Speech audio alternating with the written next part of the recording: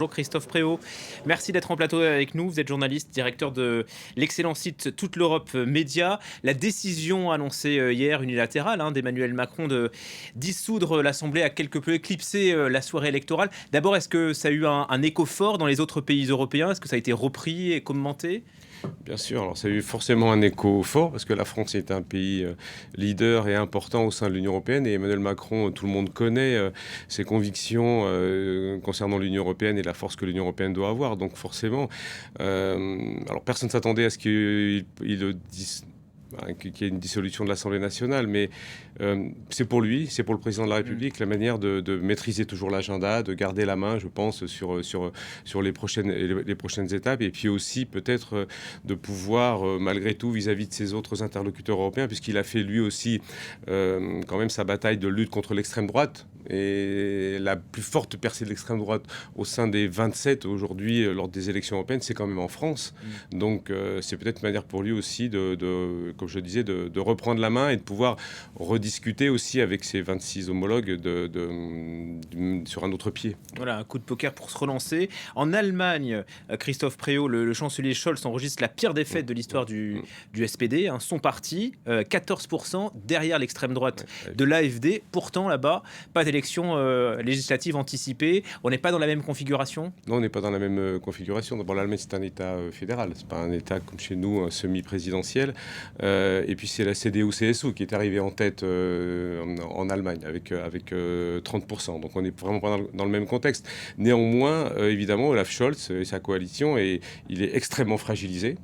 Ça, c'est une évidence. Donc, aujourd'hui, on a peut-être quand même les deux États forts, le couple franco-allemand qui est quand même fragilisé sur ses bases. Donc c'est une interrogation aujourd'hui en ce qui concerne l'équilibre politique au sein de l'Union européenne. Voilà. Continuons la discussion en regardant la configuration en images du nouvel hémicycle donc, qui se dessine. La droite du PPE est en position de force, l'extrême droite progresse au détriment des centristes, de Renew et des Verts. Valérie Astruc nous donne son commentaire et on retrouve donc Christophe Préau.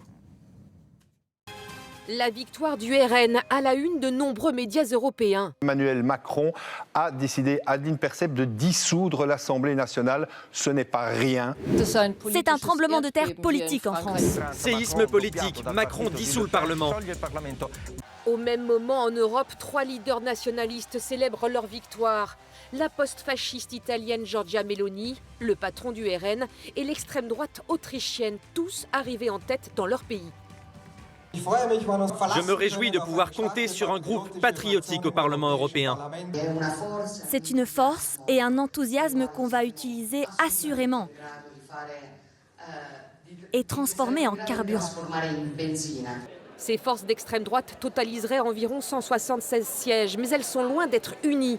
À l'échelle européenne, leur poussée est moins forte qu'en France. L'autre vainqueur, c'est la droite traditionnelle, le PPE, qui conforte sa position de premier groupe. Sa tête de liste, Ursula von der Leyen, espère se maintenir présidente de la Commission, mais avertie. On va construire un rempart contre les extrêmes, de gauche comme de droite. On va les stopper, c'est sûr.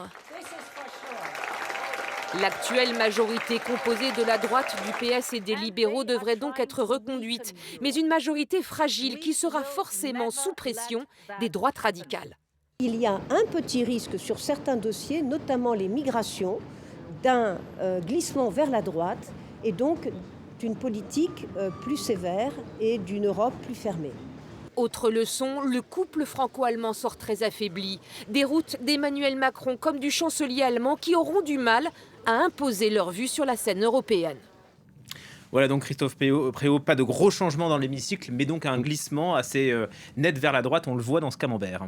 Oui, le Parlement européen muscle sa droite, si on peut dire. À la fois le PPE, qui arrive en tête dans de nombreux pays au sein de l'Union européenne. Enfin, quand je dis le PPE, les partis affiliés au groupe politique de droite conservatrice et républicaine au sein du Parlement européen. Et puis aussi l'extrême droite. Mais il n'y a pas eu le raz-de-marée qui était annoncé, comme certains qui l'espéraient, et puis d'autres qui essayaient de faire peur. Il n'y a pas eu ce raz-de-marée. On l'a dit, Giorgia Meloni, l'extrême droite autrichienne, L'extrême droite aussi en France, bien sûr.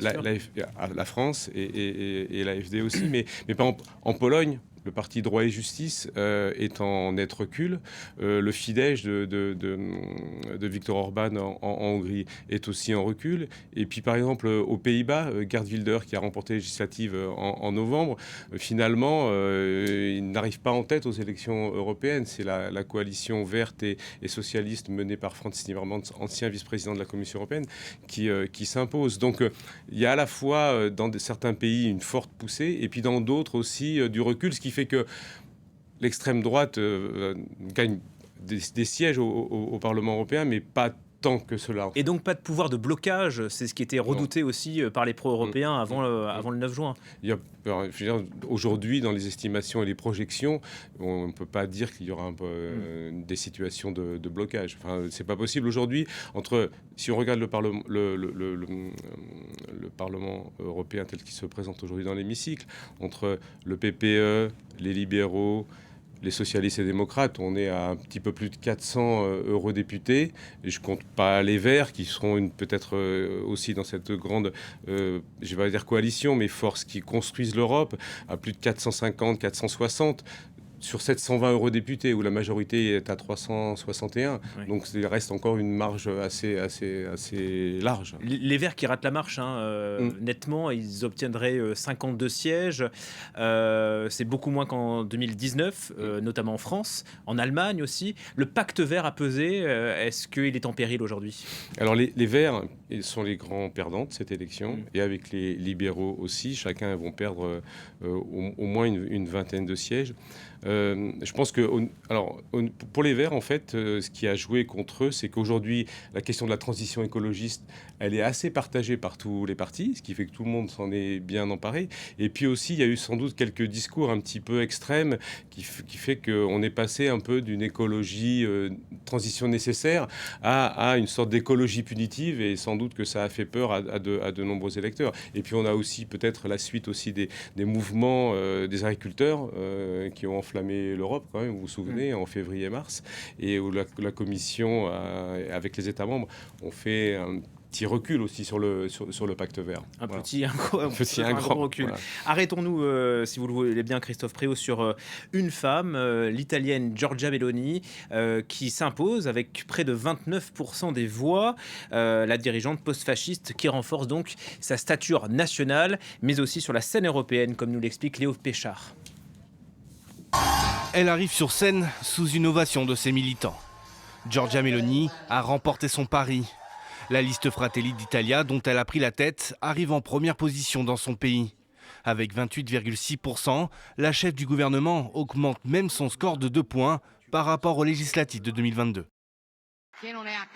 Ce qui se passe aujourd'hui est à la fois une satisfaction et une grande responsabilité. Nous devons être conscients de cette responsabilité. Giorgia Meloni est la seule chef de l'exécutif des pays d'Europe de l'Ouest à sortir renforcée de ce scrutin. C'est un gouvernement qui n'a pas perdu le consensus, le seul gouvernement, je pense, en Europe. C'est une situation très stable par rapport à celle des Français ou des Allemands, où c'est plus compliqué. Giorgia Meloni restera première ministre d'Italie et ne siégera pas au Parlement. Mais son score permet de renforcer son groupe dans l'hémicycle strasbourgeois, celui des conservateurs et réformistes européens. Elle compte aussi avoir une influence sur les politiques de la Commission, notamment en termes d'immigration. La chef de gouvernement a aussi reçu des appels à fusionner sa formation avec l'autre groupe d'extrême droite au Parlement, Identité et démocratie, où siège le Rassemblement national. Mais les deux forces restent éloignées sur plusieurs sujets, notamment sur la guerre en Ukraine. Meloni affiche ouvertement son soutien à l'OTAN et à l'Ukraine, contrairement aux autres parlementaires d'extrême droite. Et avec nous Christophe Préau, directeur de toute l'Europe Média, Giorgia Meloni qui s'impose donc comme une actrice incontournable, vous diriez, du nouveau Parlement européen et du Conseil européen. En tout cas, dans les grands pays de l'Union européenne, c'est vraiment le gouvernement en place qui a renforcé ses positions. Je veux dire, c'est peut-être quasiment la seule. Partout ailleurs, on le disait en Allemagne où Olaf Scholz est en difficulté. Bon, en France, Emmanuel Macron. En Espagne même, c'est la droite qui s'est imposée sur ces élections européennes, alors que c'est la gauche, Pedro Sanchez, qui est au pouvoir. Donc évidemment, elle renforce sa position. Alors est-ce qu'elle a l'ambition, vraisemblablement, d'essayer de faire une grande force de droite au sein du Parlement européen? Je pense que ça va être difficile. C'est-à-dire entre le PPE, donc le parti conservateur, le CR et ID. Alors ça, évidemment, mais je pense que ça va être très difficile. Parce qu'il y a quand même beaucoup d'abord sur les questions d'état de droit, je pense, avec le PPE, c'est ce qui avait suscité le retrait du Fidesz, du PPE. Et puis aussi entre CRE, les conservateurs réformistes européens, et Identité et démocratie, où siège le Rassemblement national, il y a quand même des divergences fortes, notamment relatifs à la guerre en Ukraine, où CRE sont plutôt atlantistes, l'OTAN, les États-Unis, là où ID sont plutôt russophiles. Donc pour rapprocher, et sur les sujets migratoires aussi, pour rapprocher tout le monde, je pense que ça va être très compliqué. Donc vous n'y croyez pas vraiment. Et on a entendu Ursula von der Leyen finalement presque abandonner son projet d'être soutenu par Giorgia Meloni. Le PPE et les sociodémocrates et les centristes devraient être suffisants, peut-être avec les Verts aussi. Ursula von der Leyen, elle a une ambition, c'est d'être de nouveau présidente de la Commission européenne. Donc, à un moment, elle a tendu la main vers les conservateurs réformistes européens. Elle a vu un peu une levée de bouclier au sein de son groupe du PPE. Donc aujourd'hui, le PPE étant renforcé, elle fait un petit peu marche arrière. Voilà. Mais je pense que les discussions vont s'engager dès maintenant, parce que nous, en France, on parle beaucoup de dissolution de l'Assemblée nationale, mais au sein du Parlement européen, les groupes politiques maintenant vont se réunir. Il y a aussi, il faut quand même le dire, sur ces 720 eurodéputés, il y a quand même encore beaucoup de non-inscrits. Et aussi beaucoup de députés qui sont encore rejoints aucun groupe, donc ils peuvent aussi un peu... Et des députés de poids, les Hongrois d'Orban, l'AfD aussi, qui a été exclu par Marine Le Pen. 15 eurodéputés pour l'AfD. Donc il va sans doute y avoir encore une petite recomposition. Donc c'est à regarder avec attention. Et puis on a un calendrier, comme je dis, les groupes politiques se réunissent aujourd'hui, en ce moment, pour essayer de négocier justement des accords. Et puis on a un Conseil européen le 27 et 28 juin. 2 jours avant les premiers tours des législatives chez nous, ici en France. Donc il y a quand même encore beaucoup d'étapes et il va falloir élire un nouveau président du Parlement européen, un nouveau présidente de la Commission européenne. Donc il y a beaucoup de choses qui se mettent en place maintenant. Avec quels sujets majeurs qui attendent donc ce nouveau mandat? La guerre en Ukraine, bien sûr, les questions écologiques, la défense? Alors, la guerre en Ukraine, c'est une évidence. Les questions écologiques, écologistes, est-ce que le pacte vert encore ou stop? Est-ce que ça, c'est une question? On a bien vu au moment des élections qu'Ursula von der Leyen, comme on l'a dit tout à l'heure, on a mis un petit peu le frein pour des raisons sans doute électorales.